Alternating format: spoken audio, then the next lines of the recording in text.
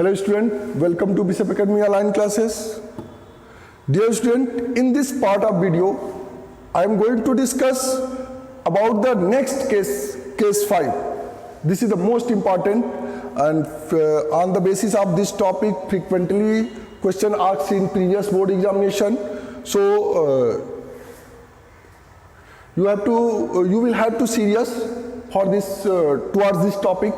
So sometimes the amount of goodwill being brought in by the new partner is not clearly mentioned. The agreement or questions also keeps quiet about the method of calculating goodwill. The profits of current year and previous year are also not given. In simple words, goodwill has to be inferred on the basis of net worth capital of the firm. In such a case, goodwill is calculated on the basis of profit sharing ratio and capitalization net worth method. Following steps will be taken for calculating hidden goodwill. Ascertain the total combined capital of old partner and new partner.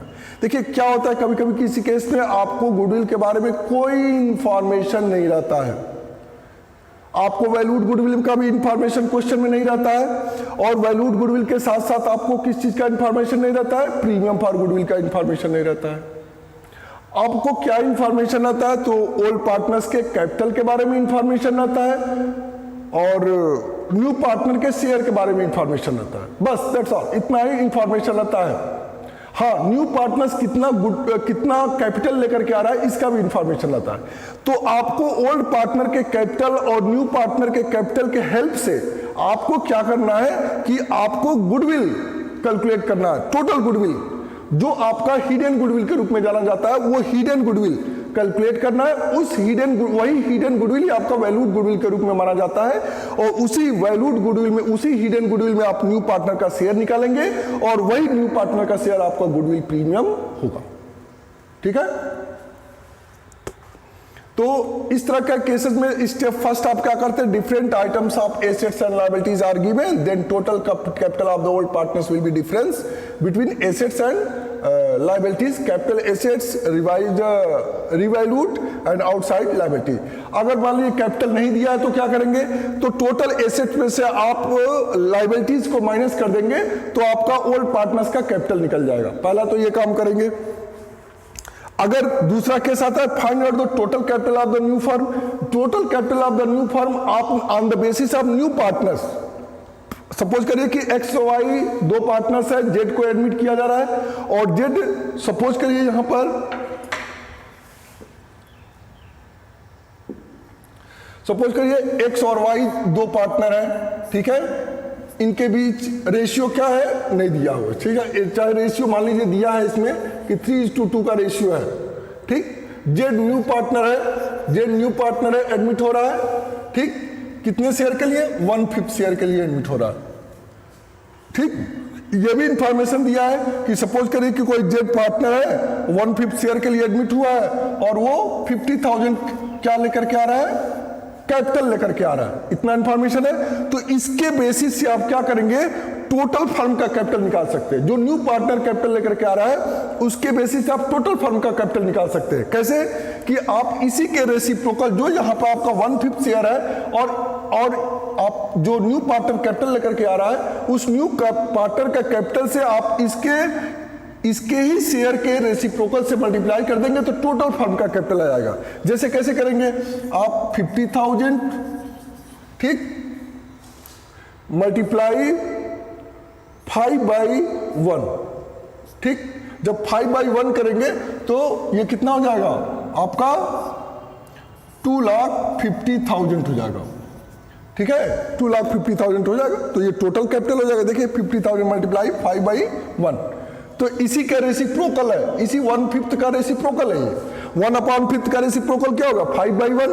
यहां पे अगर करेंगे तो ये क्या हो जाएगा, 5/1, ठीक है, ये 5/1 हो जाएगा। तो आप करेंगे तो 2,50,000। अब इस टोटल कैपिटल में से, ठीक है, ये टोटल फर्म का कैपिटल है। अब जो पहले के ओल्ड पार्टनर्स है उनका कैपिटल और इसका कैपिटल तीनों को ऐड कर देंगे और फिर इसमें से आप माइनस कर देंगे तो आपका गुडविल निकल जाएगा। तो आगे इसका फॉर्मेट आपका दिया हुआ है,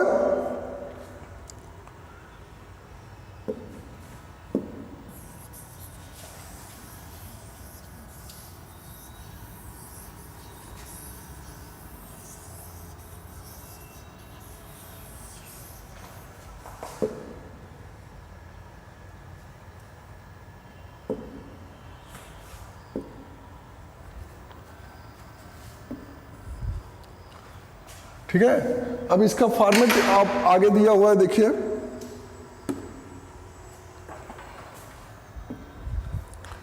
देखिए format of calculation of hidden goodwill. पहला काम करते हैं, total capital of the new firm on the basis of capital brought in by incoming partner. Incoming partner के कैपिटल से, तो new partners capital multiply reciprocal of share of the new partner.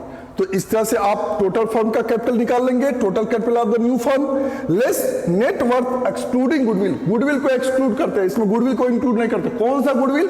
तो hidden goodwill को इसमें sorry existing goodwill जो पहले से appear हो। यहां पे एग्जिस्टिंग जो गुडविल का मतलब है, सेंस है, उसका मतलब यही है। यहां पे जो एग्जिस्टिंग गुडविल है इसका सेंस ही यही है कि जो एग्जिस्टिंग गुडविल है इसका मतलब हुआ आपका कि अपीयर गुडविल। अपीयर गुडविल आप पहले से पढ़े हैं, तो ये अपीयर गुडविल हुआ इसका मतलब।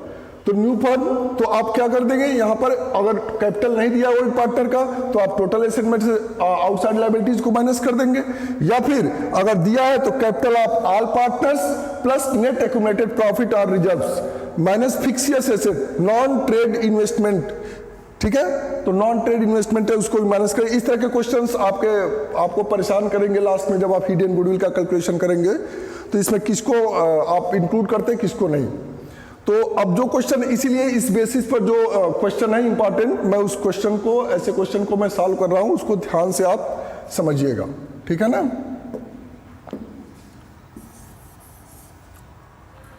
तो फिलहाल ये आपका फॉर्मेट है ना। तो ये आप दो बेसिस से आप इसका नेटवर्थ निकालेंगे। एक तो कैपिटल ऑफ ऑल पार्टनर्स का मतलब इंक्लूडिंग, यहां पे कैपिटल ऑफ ऑल पार्टनर्स का मतलब इंक्लूडिंग न्यू पार्टनर्स। ठीक है, यहां पे कैपिटल का मतलब इंक्लूडिंग न्यू पार्टनर्स है, इस चीज को ध्यान देंगे। तो इसमें मतलब अगर एक्स वाई पार्टनर है, जेड एडमिट हो रहा है, तो यहाँ पे एक्स का कैपिटल प्लस वाई का कैपिटल प्लस जेड का capital, capital of all partners का मतलब इसमें इंक्लूड करेंगे। तो इस तरह से आप करेंगे तो हिडन गुडविल कैलकुलेट हो। और हिडन गुडविल में आप न्यू पार्टनर्स का जब शेयर निकालेंगे तो हिडन गुडविल जितना आएगा, hidden goodwill multiply new partners share आप करेंगे तो न्यू पार्टनर्स का गुडविल प्रीमियम आ जाएगा। ठीक है,